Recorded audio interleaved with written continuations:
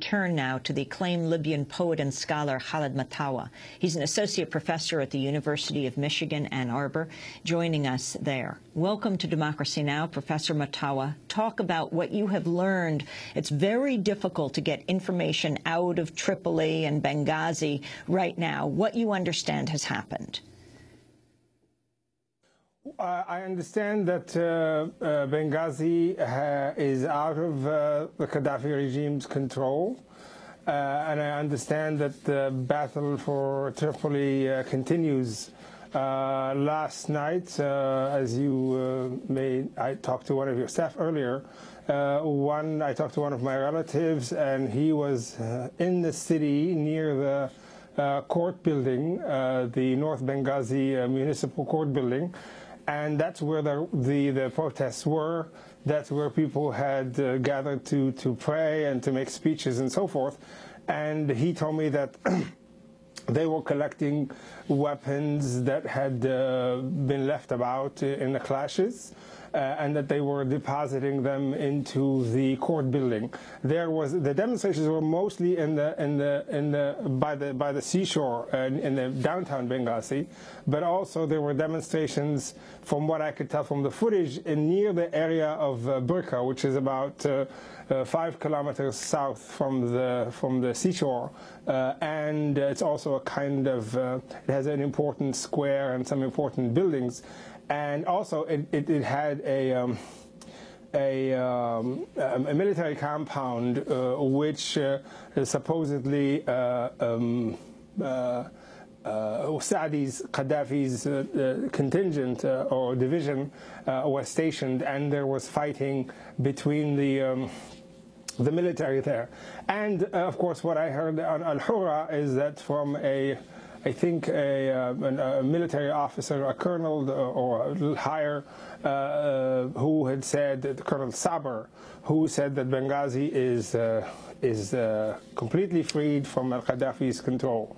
And people had already declared the area, or are renaming that area, the name that it had since from 1969 to 1978, which is the Arab Republic of Libya, just meaning the end of the so-called Jamahiriya age, which is Gaddafi's notion of people's democracy and so forth. Now in Tripoli, people had come out into the streets. They were converging from Ben Ashur, which is east of Tripoli, and from Girgarish and Hel Andalus and Siyahia, west of Tripoli and Gurji, and they were trying to both meet in Martyrs Square, Maidan al-Shuhada, which Gaddafi had named Green Square, and it sort of stuck, but people are coming back to call it Maidan al-Shuhada. And they were trying to meet there, and as soon as they gathered, there was shooting, and they backed off into an area called Maidan al-Jazair, or Algeria Square, which is about less than a kilometer away. So people are trying to converge into the center of town to protest, to celebrate the end of the Gaddafi era, but they're still fighting. They're being shot at. There was a funeral procession in Tripoli today, and the reports are that they had been shot at, and Al Jazeera just a short while ago reported that 60 had been perhaps killed in Tripoli, which is a huge number, which is the same kind of number that we had heard about from Benghazi yesterday. The regime just sort of escalated its attack on civilians. And in Benghazi, Professor Mattawa, it was 50 yesterday, and now in Tripoli we're hearing 60. So, yes. Human Rights Watch is estimating more than 300. They said that could be a very serious underestimate. But your nephew was also shot? Yes, he was shot in the leg, but he's the one I told you who was out in Benghazi helping collect weapons. He had been participating for 3 days since Thursday or Friday. He and his brothers, he was shot in the leg. I'm not sure if he was shot Saturday or Friday, but he had come out right back. So he's a very minor injury, but so we're glad that happened. But the numbers of dead in Benghazi is perhaps 250 from the 200 that you're hearing. That is 250, but people are saying maybe more. But the vast majority, and I'm talking about maybe 60 to 70% of the dead were in Benghazi. Can you talk about what happened to your friend, the novelist Idris al-Mesmari, after he gave an interview? Idris al-Mesmari gave an interview, I think it was Thursday night, the 15th, or the early morning of the 16th, to Al Jazeera and BBC Arabic. I think I heard his name on the radio or on Al Jazeera, and I immediately called him, and he answered. He said, yes, I was on Al Jazeera, and I will be on BBC Arabic, and that things are great, and so on. That, I mean, he's great in the sense that the Intifada, or the revolution, had begun, and he was exhilarated, and he said, listen for the BBC Arabic, and I was ready to listen to that. And then very shortly after, I heard that he was arrested by the authorities. What happened was that the authorities had come to his home. He is married to Professor Al-Izz Al-Farisi, who is a professor of political science at the University of Benghazi, or Gayunis, and they had come to his home. They had one of the revolutionary committees, a well-known figure in the revolutionary committee, had actually personally come to their home. They came at them with knives and fists. It was she and her daughters and apparently a nephew, and they beat them, and she was cut with a knife or a machete. And upon hearing that his family is being attacked, Mesmari, Idris, surrendered. What I hear is that he had been taken to Tripoli, but I also hear from somebody from Darna and others that he is safe. But I don't know if that means that he is still under arrest and has not been harmed, or if he is hiding somewhere. Can you but I hear what my contact had told me, that he is been receiving medicine. He's a diabetic. And also, he's also really a great figure of a man. I mean, well, not in size, but in spirit.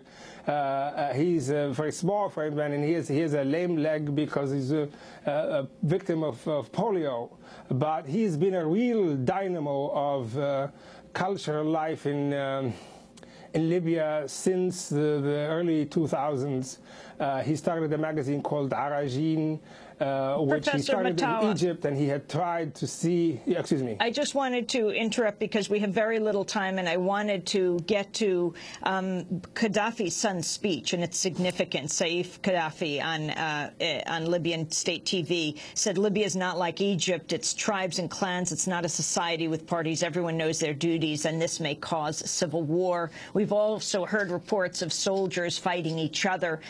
Talk about this, and also if you could go back and give us one of the roots of this uprising to do with the arrest of a human rights lawyer who represented families of survivors of a prison massacre.